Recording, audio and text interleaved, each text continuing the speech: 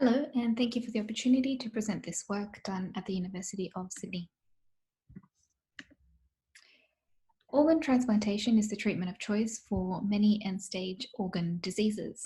For example, in kidney transplantation, it greatly improves survival, dramatically improves quality of life, and is also more cost-effective than other renal replacement methods such as dialysis. It is sometimes the only treatment for end-stage diseases such as liver disease. However, the demand for organ transplant currently greatly outweighs the supply of organ donors.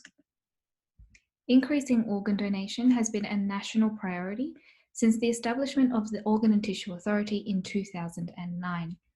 And since 2009, organ donation has increased by 75% in Australia. However, this has not been without great effort. When our team investigated organ donor referrals just in New South Wales, we found that the number of organ donor referrals here in blue, shown here in blue, greatly outweighed the number of actual donors, shown here in red. And in fact, the proportion of donors from donor referrals has been decreasing over time. The organ donation process is not linear. However, it can be explained here. When a donor referral is made to the Organ and Tissue Donation Service, or OTDS, it is assessed first by a specialist medical advisor for medical suitability. Amongst other things, the donor is assessed for any infectious diseases or malignancies that could be passed on or transmitted to the recipient. This is known as a biovigilance risk. The organ is then assessed again by transplant centre physicians for suitability to a specific recipient. Our centre found that between these two biovigilance decision points, over 70% of donor referrals were declined.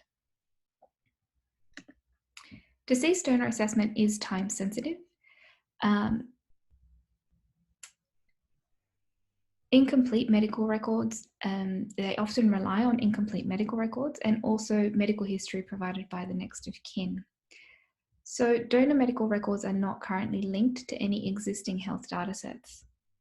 It is possible that within the 70% of referrals that were deemed medically unsuitable, there may have been some decline due to a suspected biovigilance risk that may not have been verified if we'd had a more complete donor medical history at hand. Melanoma is of high biovigilance concern in organ donation. We know that transplant recipients with melanoma experience an increased morbidity and loss of life.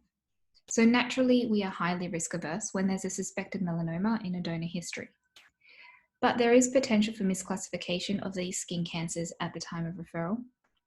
A suspected melanoma may in fact prove to be an in situ cancer upon histology, or maybe a benign non-melanoma skin cancer. Current evidence suggests that in situ melanomas do have a low risk of transmission, at least in kidney transplantation. The consequences of a transmitted melanoma may be devastating, but when relying on incomplete information, the consequences of declining a potentially healthy donor is also very high. A single healthy donor may donate up to 7 organs. So what we are proposing is a scenario where real-time access to established health datasets is possible at referral, and that these records may be used to complement the current process of medical history collection by OTDS and further identify opportunities for donation. In order to assess the possible impact of using linked donor referral and health outcome datasets in New South Wales, we sought to compare melanoma history suspected at referral with verified records in linked outcome datasets, and to describe the characteristics of verified melanomas in organ donation and potentially identify missed opportunities for donation. In order to do this, we used a subset of records from the Biovigilance Register in organ donation that our centre established in collaboration with the New South Wales Ministry of Health. This register was established using the New South Wales Public Health Act and given HREC approval by the University of Sydney. It links New South Wales organ and transplant recipient records from national transplant registries with New South Wales health outcome datasets, such as the New South Wales Central Cancer Register.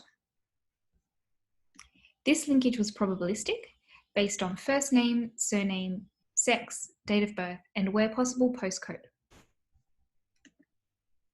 In order to collect a more complete picture of disease in organ donation and transplant, we also linked donors and recipient records to each other using deterministic linkage based on a national donor identification number maintained by the Organ and Tissue Donation Service across all states. This way, we can track an organ across a donor and a recipient's lifespan. For this project, we used only the datasets that were relevant to melanoma in organ donation. We began by taking deceased donor referral records collated by OTDS between 2010 and 2015. This dataset is unique to New South Wales and, unlike national donor records, contains the records of donor referrals that did not proceed to donation, as well as actual donors.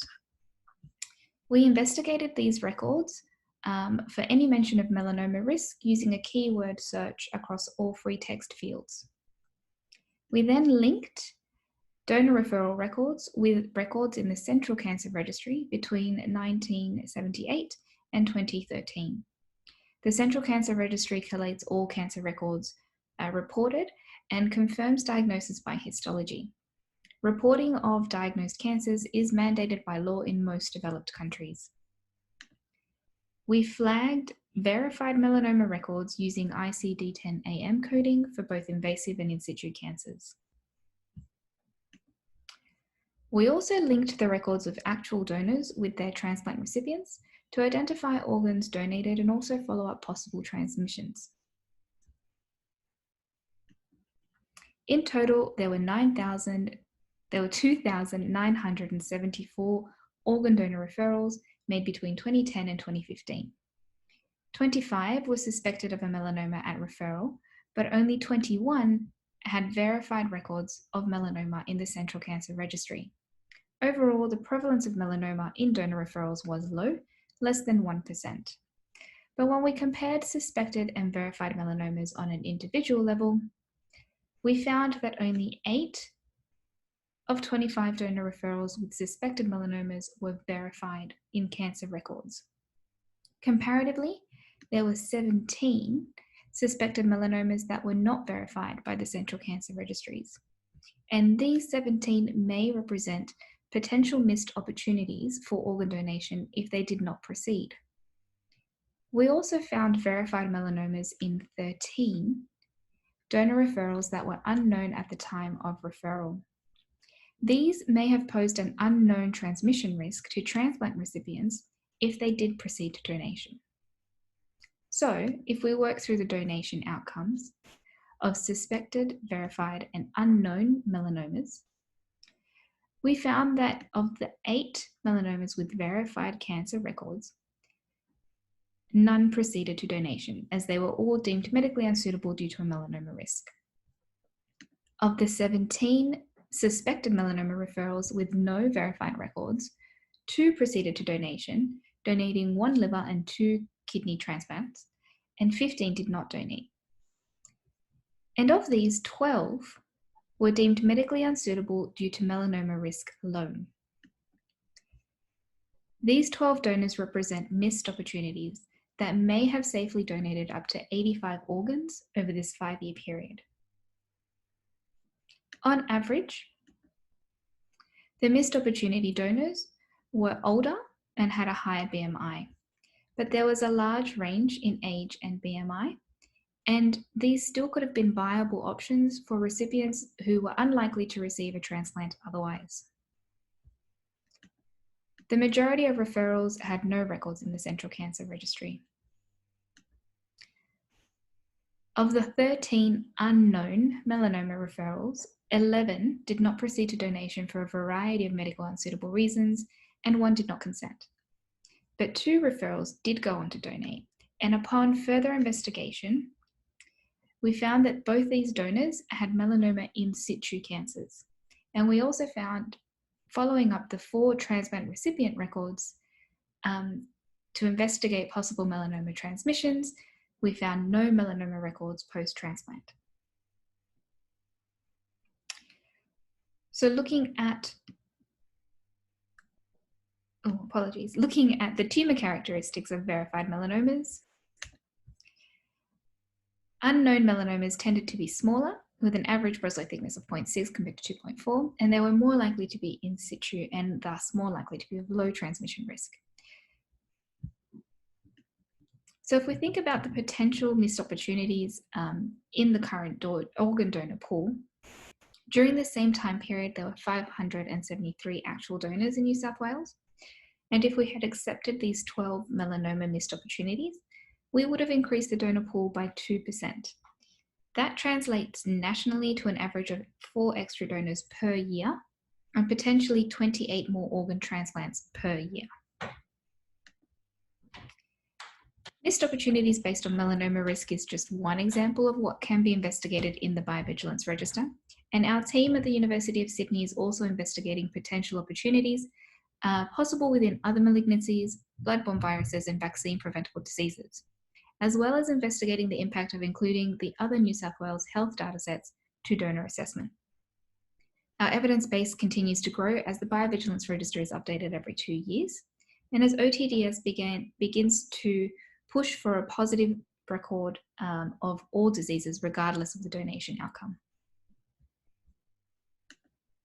In conclusion, we found 12 missed opportunities in organ donation between 2010 and 2015 were due to a suspected melanoma risk.